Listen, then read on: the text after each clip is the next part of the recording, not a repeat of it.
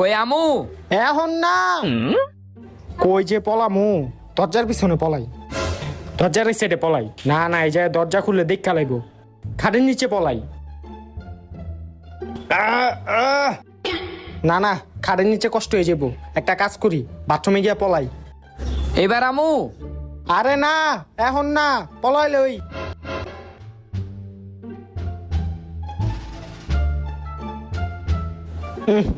এই যে গন্ধ বাইরিতেছে, এই জায়গায় থাউন যেত না।